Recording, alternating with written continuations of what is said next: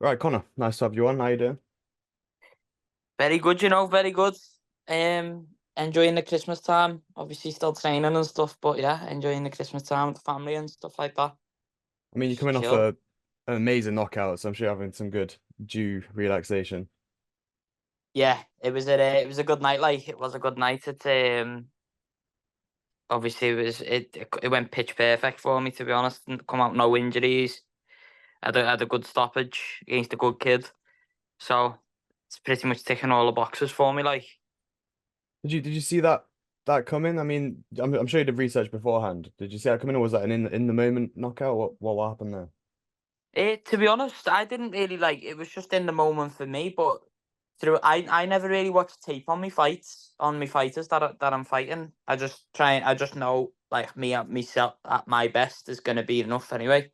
And that's all I ever think. Like I think you just waste too much energy on like thinking what they're gonna do and do this. No, just go out and do your own thing. So but leading up to the fight, there was like 3 weeks before we started throwing spinning back kicks on the pads, and I was hitting them and I've been hitting them in sparring. And my coach Kyle, we've got videos of us drilling it like 3 weeks out, which is crazy. And then obviously hitting it on the spot on the night was made it even better for us. I looked at him straight away after it and I was like, "We've drilled that, we've drilled it." So it's something that's like you're buzzing when you know something that works that you've worked towards. You know what I mean? And you've practiced sort of thing. It did look like he tried to lift his guard a bit. He was trying to block a. I think he thought you were going for the head, maybe. I'm not sure, but it's kind of hard. I guess you couldn't have read him in what was it, 32 seconds? You couldn't have read him in that time. So I'm guessing you knew One it. thing Like you I said, did, you. one I got a strong read off him off. I hit a teep early, front kick Mm. to his stomach, and he's like done this motion with his hand, like on his stomach, and shook his head at me, like to say it didn't hurt. But I know for a fact that hurt because even his father and stuff like that, if someone hits you and you do your hand motion wherever it hit you, you know it hurt, like it clipped you. You know what I mean? So that's why I was just like, I knew to the body was the way forward on him. Well, I've seen that video of you drilling it. Were you drilling in teeps and that, or was it side kicks? I saw there was like three side kicks or teeps, and then it Side was the kicks, spin yeah. kick. Three side kicks and then into a spin kick. We were doing that a lot, but like all the shots, obviously, it'd be cliche for me to say that that's all we drilled. We drilled a lot more than that. You know what I mean? Like, my plan weren't to come out and come and stop him with a spinning body kick, but like it worked. Like what we've been doing, and it just shows if you work hard on something, it does do. Well, obviously you're 3-0 now, and I mean you started this year, right? That you went pro this year. Yeah, yeah. First year as a professional, yeah. So how have you got this far? I mean, you're young, so how did this all start? Where did you start, and what caused you to pursue this career in the first place? So I started boxing when I was 8. My dad just took me to like toughen me up and stuff like that. And then I carried on boxing for a bit, but in boxing, and where like you've got to be like 12 to fight for a license. Like you got to have a license and stuff like that. So I was like to me dad, this is just pointless. Like I didn't really enjoy it in the end because I was just doing it for like, don't even know why I was doing it. You know what I mean? Just to toughen me up. But then I went into football, and Jesus Christ, I'm like two left feet of football. So I thought that's not one for me. And then one day, my mates come up. Like I used to just play football on the where I lived. There's like a field outside my house, and all my mates were like playing football, and they were like, "Oh, we're going to the gym now." And I was like, "Oh, like I'm the only one playing football now. I'm gonna have to go home." And I was like, "You know what? I'll come with you and try it." And I heard like they throw kicks and all that. And back then it was like, "Wow, karate kid." You know what I mean? 'Cause you're throwing kicks and stuff like that. And then in the end, I went up with them, and ever since that day, I've just never left the place. I've seen Kurt and I've done like an interview before and mentioned this. Like I've seen Kurt and Charlie Barmer, Kurt Campbell and Charlie Barmer, just like in the corner as I went in, and they were just knocking 10 bags of shite out of each other, and I was just like, that's crazy. And then obviously the coaches just took me under the wing from there. I guess as a kid, this not everyone has this sort of inspiration, but I mean, it is like you said, Karate Kid. It looks like something out of a movie, doesn't it? When you're young and you see people doing that. Yeah, when you see people throwing all these mad kicks up and that, you think, whoa. You know what I mean? But it's boss like it's one of the best sports. Like, well, it is the best sport ever for everything. I've seen Discipline, those. teaching everyone discipline and stuff like that. It's the one. There's those kids. It's totally off topic, but I've seen those kids interview you. They're really funny. They're in your gym, maybe. I'm not sure. They interview all the fighters. Oh, the combat kids. Yeah, yeah, Yeah, yeah, yeah, yeah, yeah. No, that to be honest, that was my first time meeting them. They do go the gym that I go to, but they go in the night time, so I don't really get to see them. But they're smashing it. They only started like this year as well. So fair yeah. play to them. And you know what? The boss, the way they organise it, and the dad was there, like they were all just organised, getting everyone in the fighters and stuff. It's like they've been doing it for years. I mean, it looks like you were saying about the Karate Kid. You're now one of those people. How does that feel? You're now one of the people that kids will go into the gym and see you, and they're inspired by you. You've reversed the roles. That's that's one of the reasons, like why why I'm in the sport. Like that's one of them. Just to like where I'm from, it's known as a community where it's like whereabouts I live is okay, but like around me is not the best. Like community wise, like there's kids and that thinking the Johnny Concrete going around with these balaclavas on and that. You know what I mean? And there's just no point. But if that can like get a kid and one kid in the gym, it's one kid less on the street, innit? That's the way I look at it.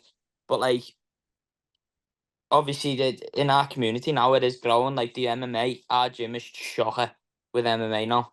And it went at the start, so that just shows more people are getting more invested in the sport. Obviously, like we have role models in the sport now that are just doing an absolute belter of a job, especially like all the lads from Liverpool and the girls like Molly and stuff like that. Like everyone's helping the community to grow. So that's like the best thing about it. I think that's there's that little stigma about combat sports. People, I think it's usually older people. They say it's too rough and it makes you into a rough person. But I don't think they understand. I think opening something like a boxing gym or an MMA gym in a rough area is such a beneficial thing. Because if for some reason you 100%. start and then you stop being rough, you start learning how to Yeah, fight and you yeah. stop being. It teach me to be like a better person and stuff like that on the outside. Like obviously I do get it.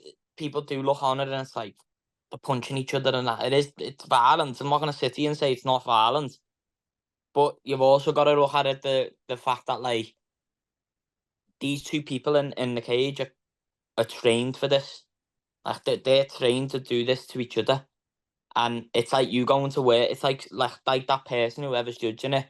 Like them going to work and being trained to sit at the office. Like I'm not trained to sit at office. If someone put me in front of a computer to do their work, I'd look at it like, what do you want me to do here?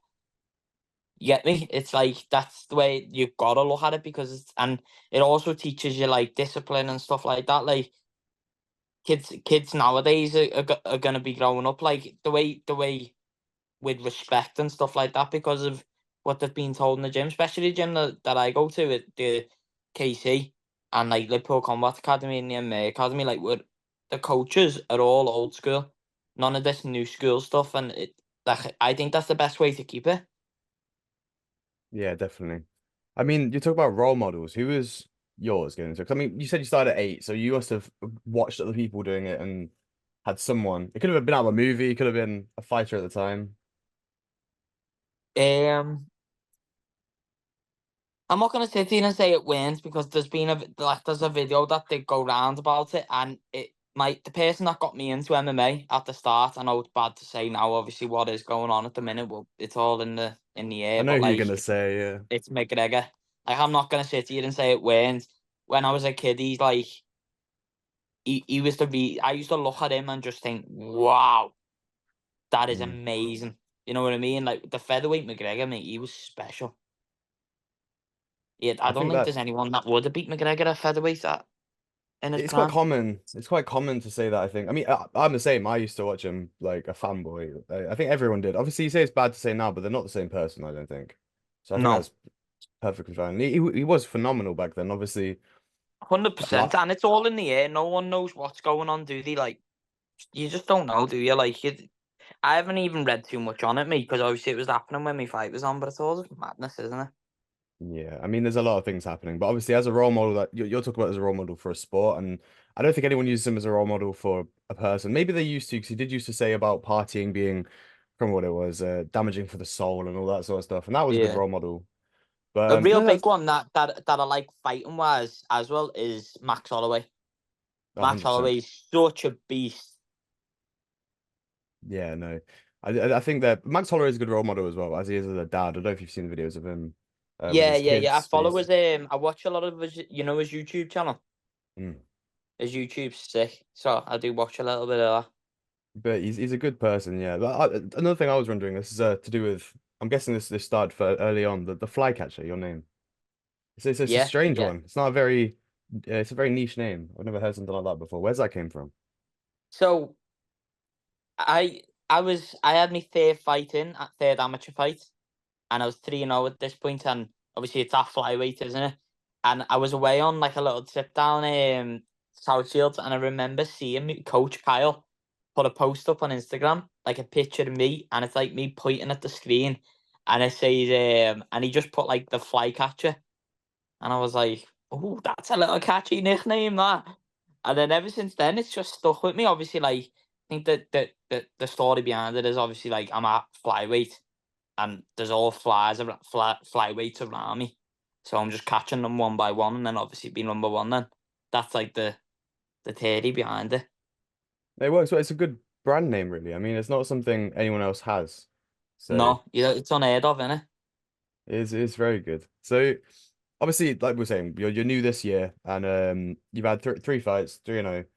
So it's a hard question to answer because there's only been three fights, and obviously one of them was 32 seconds. But have you learned much from these fights so far? Oh, you must have so far, but I mean, it could be a challenge. It could have been the 32-second knockout. What have you taken from these fights so far moving forward? You know what? More than myself, like in the fights, more than myself. Like I'm learning fight by fight. Even though that was a last one was quick, I learned a lot even just before I went out and stuff like that. And it's just the build ups to the fight, you're getting better, you stuff like that. Obviously, you're getting little hurdles throughout the camp and stuff, and it's coming over them. And then when it does come again, you've already at this hurdle. You get me, so you know how to deal with this sort of thing. But like, I do just feel like I'm just getting better, and that's what I'm happy about. Like, I just want to just keep getting better. Whether I want to win. I never want to be beaten. Obviously, like I want to stay undefeated forever. But like, I just want to just keep getting better. That's the main thing. And I just feel like if I just keep concentrating on getting better, then wins are just gonna rack up and rack up and rack up. Do Especially you at feel flyweight, like like I just don't think there's not many people out there that are my level at this weight. I really don't. it's quite a small weight, isn't it? It's not a very popular weight class to be Yeah. in this, it says there's not many fighters in there, so And that's why I wanna do big things at this weight, because I want more eyes on it. no, definitely. I mean, obviously, again, like you could have learned inside the cage, but what about outside the cage? Because I mean, I've seen a lot of people like we spoke about it a second ago, saying like obviously when you start training, it changes the way you behave, the way you compose yourself. So obviously you could talk about amateurs all the way, everything at pros. How has that shaped the way you live your life now? Obviously, like every day, I think about it. I do think about it. It's of a Sunday. Sometimes I don't try and have a switch off day of a Sunday, but like I just think I'm always on it. I'm always on about fight. Like I don't like coming home and talking about it, but when I'm on the way to the gym, I'm thinking about it. But like I do try, and when I'm come home, like my mum, my dad, and my brother, and that we try and not talk about it too much, because obviously it's like what we were saying before about people going into work and then like coming home. It's like me talking about their job to them. But you also look at it this the everything I do every day is to just be the best in the world. Like no matter what it is, I do, I'll get up in the morning and I'll think, what can I do now? Or I'll have it planned the night before. If I go and do pads, it's obviously to be the best and just keep getting better. And that's what's changed me as a person. My life does evolve around fighting. Like everything I do evolves around fighting. Fighting comes first for me with everything. And that's just one of them things, and it'll always be one of them things until I retire. I mean, this is something I'm wondering. At what point, because obviously you said it's a tight-knit community, you said your gym, right? So at what Yeah. point during your career, maybe amateurs or even before the amateurs, did you find your fan base that's where it started to explode? Because I mean, you've got a good fan base now. So at what point did you see that starting to build? Because it could have been early on. Some people get it even in amateurs. Yeah, it's not, to be honest, it's not really a fan base. I look at them as every one of them as like as family, to be honest. Like they all do. Like everyone that comes and watches me, we're all one big firm. obviously, like the other lads are fighting, Curtis and Charlie. They're like my brothers. Them support. They actually are. They're like brothers. They're not blood, but I class them as it. And like everyone that comes to watch us always comes and watches the other lads as well. Like we're all one big firm, and it's boss because honestly, like when we walk out into the fights, you just we overgo everyone. Everyone that's in there, just like they don't even hear them with our crowd. It's crazy, but like they are that. I appreciate every single person that gives me that message or like gives me that comes and watches me or watches me on UFC Fight Pass. Like I don't look at any of them as fans. Not one of them. They're all just like we're all so close. I know pretty much all of them, and I speak to them and stuff like that. They always give me a message. But yeah, it is crazy. Like the support that we've got now, as we've built up, it's getting better and better. Like every time we fight, it's a bigger crowd. It's a bigger crowd. It's a bigger crowd, and it's just getting. It is good. Is there anyone that's said they're a fan that surprised you? Like, I mean, someone from far away, maybe. Because I mean, you're on UFC Fight Pass anyway, so it's easily accessible. You get like the messages and stuff like that, but like it's just it. I appreciate every single person that watches me. I really do. Like you do get like an odd few people, and it's like they message you like from like down wherever it is. I don't know where, but like you do get them now and again, and it's like mad that people are watching me from over there. You know what I mean? It is Yeah, yeah. crazy, but just gotta keep fighting. That's the main thing, innit? Just keep winning and just keep getting better. So what does your daily regime look like? Because obviously, if you're going far now, so it must be intense. You said the Sunday you switch off, but other than a Sunday, So I'll like today. Today's like quite a hard day to be honest. I go away on holiday tomorrow, so I'm doing a hard day today, and then obviously I have a little easy day tomorrow.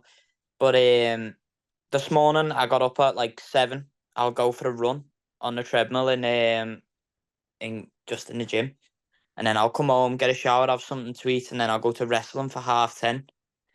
10:30 till 12. Come home, obviously chilling now, and then I've got pads at like 3 usually. So now I'll go and do some pads, and then I'll just chill tonight then. is that your usual? What about during fight camps? I mean, that must get intense. Obviously, each gym does it differently though, because some people they slow it down, some people they speed it up. It depends what gym you go Yeah, to. to So be what's your honest, like gym I like? never really change much. That's pretty much it. The only thing that changes when I go on camp is me eating. That's it. All the rest, I train like this all year round. I've got nothing else to do, so may as well put something useful in it. Yeah, yeah. I Obviously, mean, like if I do get up and I'm like not feeling it too much that morning, like a run or something, I won't go. I don't have to. I don't have to like really push myself. But when I'm in camp, I think nah, go on, go. I've been a lazy bastard. you have a lot of confidence about you. Has it always been that way? I mean, did you grow up? Like you said, your dad was trying to toughen you up, but at 8, you can't really tell how confident you are. 'Cause you have a lot of No, to energy be and honest, confidence. yeah. Like I had a lot of energy and stuff like that when I was a kid, like every kid does. But I used to be like 2 foot nothing, so I never used to have any confidence. I'm still 2 foot nothing now, but I mean like 2 foot nothing. I'll have to send you a photo so you can put it in this. And like honestly, I was tiny, lad. I was like I used to when I used to go out with Curtis. I used to be us always like everyone used to think I was his little brother, so I'd be up to like his hip. And he weren't even that tall either. I was up to like his hip, but yeah, I never used to be honest, lad. I used to really doubt myself, and I don't know what was going on when I was an amateur. At the start of the amateurs, I was like, if you watch some of my amateur fights, it was like I used to run in, I used to try and grab all of them dead quick and just keep hold of them for the full fight. Like I used to really like beat myself up in my own head. It was my own head that was my worst enemy, but like big thank you to like Jay Campbell, 'cause Jay Campbell and like Simon Bacino. They've helped me a lot with my head, and obviously my dad and my mum and stuff like that. Everyone at home, but like them two have when I'm out the gym, they know what goes on in my head. You know what I mean? And they've out like developed this confidence in me now, and I just feel like I am each fight. I'm getting more and more confident with myself and stuff like that. I just know how hard I train and how hard I work, and I just know that like that's all I can do is just work hard and just try and put it together. That's it, yeah. You look very confident in the last fight. What fight did you gain this confidence? Because I mean, your pro fights have all been like great displays, so you wouldn't have been able to tell that you weren't confident, I don't think. I think the one where I found myself the most was when I fought Joe Fields. I had like a 5 round barn burner at amateur, and it was just like he was the number one flyweight. And like when I dropped him and stuff like that, I was just finding my own, and I just thought, oh my god, I can hang in with the best here. And then ever since that, I was just like, I'm the best here. And then just every fight, then it just grew on me, grew on me, grew on me. No, I mean, confidence is key in MMA, I think. 'Cause you have time to doubt yourself when you're in the fight. You don't have the time to hesitate, do you? No, you've just gotta you. That's I think that's one of the biggest battles for most people is the head. It really is. Like your head can play overtime, overtime. If you let it play on you, you're fucked. No, But it's you just true. got to battle it. You've got to battle it, and you've just got to think it's just a thought, and then boom, you're all good. But with fighters, the hardest bit, I even saw this with Mike Tyson's last fight. You can see it on his face, the walking in or the suspense of waiting for the fight. How do you deal with that? Or has it changed over time? Obviously, waiting for the fight and, like you said, getting in your head.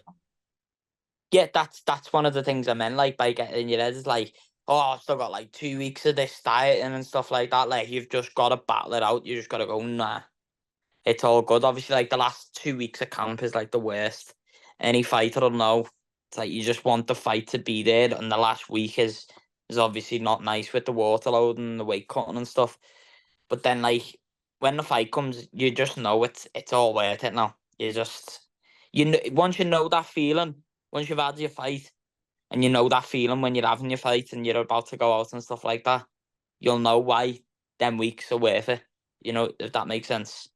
Is that the thought that goes through your head when you're walking in? Because it's people think different things. I know, like I said about Mike Tyson, he used to cry when he was walking out. So are you quite clear-minded when you walk out?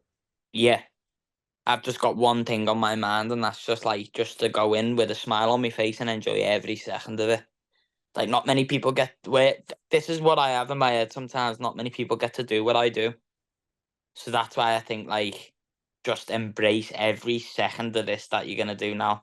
And then when my song comes on, it gives me like all shivers down my spine, and then I just walk out with a smile on my face and just enjoy every second of it. From the minute I walk out to the minute like I get out the cage, it's just tunnel vision. It's just like just be happy. It's the best way it can be, really. I mean, like we said, Yeah, worrying about it is the worst thing you could do. I have some questions which are off topic, and I'm just curious about them because obviously, like I said, I can't see you doing anything other than this because you're so good at it and you've got such the confidence about you. If you weren't fighting, yeah, what do you think you'd be pursuing? We've clarified it's not football. We know that much. yeah. Definitely not football. To be honest, like I'd probably go into like food. I'm a big food person, so I'd like try and get my own restaurant maybe or something like that. But like I love if it was to do something that I'd want to do on the inside, like I'd love to do. It'd be like it'd be like like private like security for like the Oh yeah. presidents and stuff like that. Like one of Trump's left hand man, I'd love that. Round the left side, just there, just chilling. But like I don't like I think that's what I'd like to do, but I probably wouldn't if I was in it.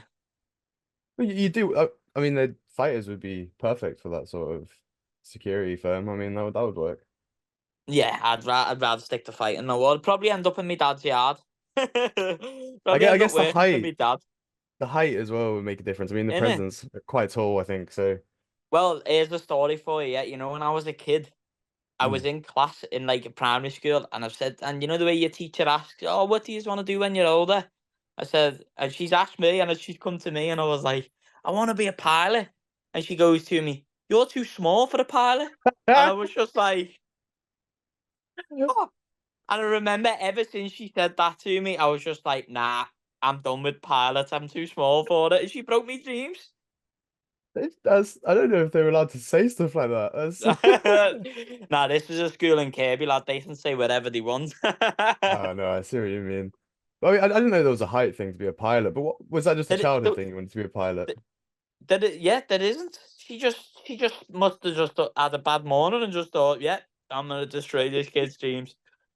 Oh no, that's terrible. That's terrible.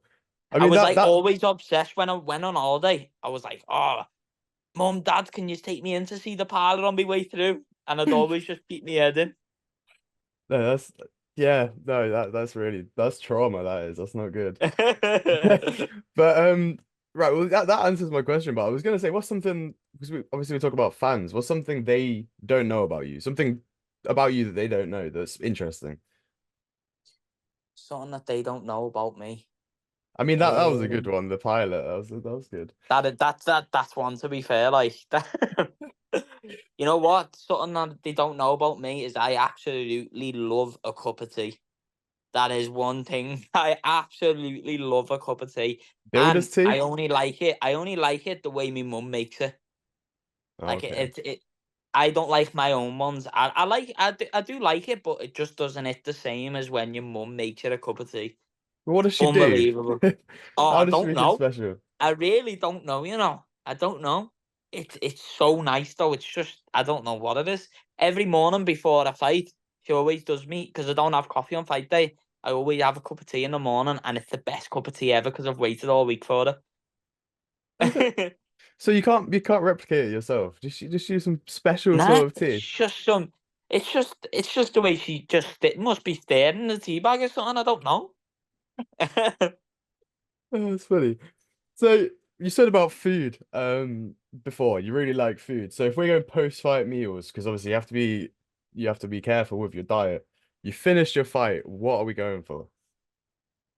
You know what? I always get a Domino's after the night of the fight. I always get a Domino's, but to be honest, it is Domino's. Every fight is Domino's, like at the end. But anyone that has a Nando's the night of the weigh-in, so after you've weighed in the morning, the Nando's in the night is unbelievable.